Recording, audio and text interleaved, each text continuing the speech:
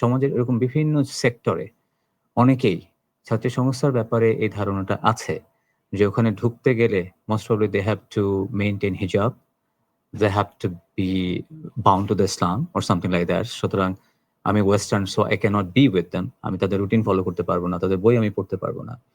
আমি যেহেতু একটু leftist, so I shouldn't go with them. এই সমস্ত মানুষদের জন্য আসলে ছাত্রী সংস্থার স্ট্যান্ড কি, বা তাদের জন্য কোনো সুযোগ সুবিধা আছে কিনা? আচ্ছা, আমাদের কাজগুলো তো মানে শুধুমাত্র মানে আমাদের কর্মীদের জন্য এরকম না, বা যারা হিজাব নিকাব পরে তাদের জন্য না।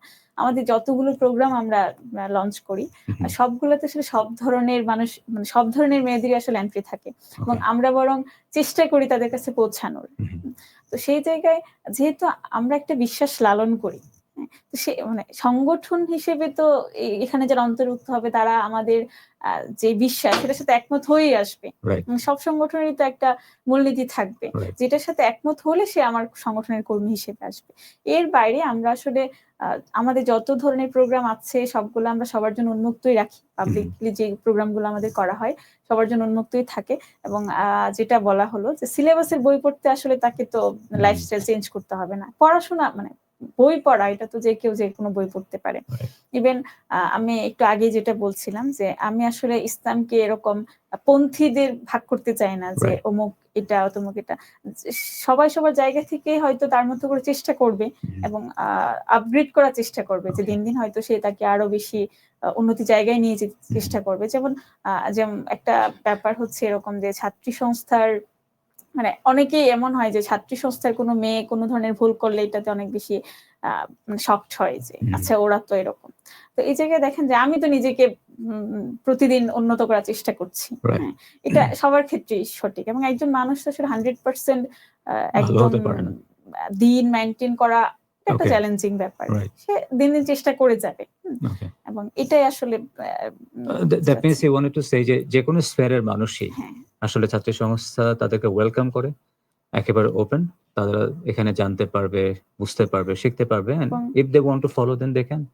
এখানে কোনো ধরা বাঁধা কোনো নিয়ম নেই। আমরা যখন চেষ্টা করি আমাদের তাফসীর গুলো নেয়ার, আমাদের কোরআন প্রশিক্ষণ গুলো নেয়ার, আমরা মোস্ট অফ দ্য টাইম চেষ্টা করি যে এই ধরনের বোনদের কাছে পৌঁছানো যারা আসলে এই সুযোগটা পায় না। যারা ইসলামপন্থী তারা তো পরিবারে একটা সুযোগ পায়, তাদের পরিবার হয়তো এরকম থাকে, বা তাদের বিভিন্ন ওইরকম ব্যক্তিদের সাথে পরিচয় থাকে যাদের মাধ্যমে তারা উপকৃত হতে পারে। কিন্তু যারা আসলে মানে প্র্যাকটিসিং না বা একটু মডার্ন লাইফ লিড করেন, তারা এই সুযোগটা একটু কম পান, বা কোথায় যেতে হবে এই জায়গাটা আসলে অনেক সময় অনেকেই বুঝেন না।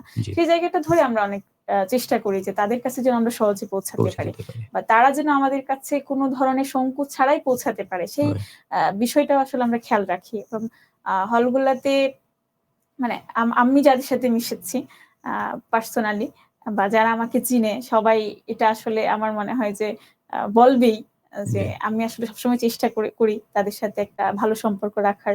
এবং কখনো কেউ ড্রেস আপের কারণে বা তার ভিন্ন মতাদর্শের কারণে আমার আক্রোশের শিকার হয়েছে, সম্ভবত এটা এই অভিযোগ কেউ আনতে পারবে না। এবং আমার মনে হয়, আমি বিশ্বাস করি যে আমাদের সংগঠনের প্রত্যেকজন ব্যক্তির সাথে আসলে প্রত্যেকজনই আসলে এরকমই, আমরা আসলে এই মূল্যবোধটা নিয়ে বেড়ে উঠি। Thank you.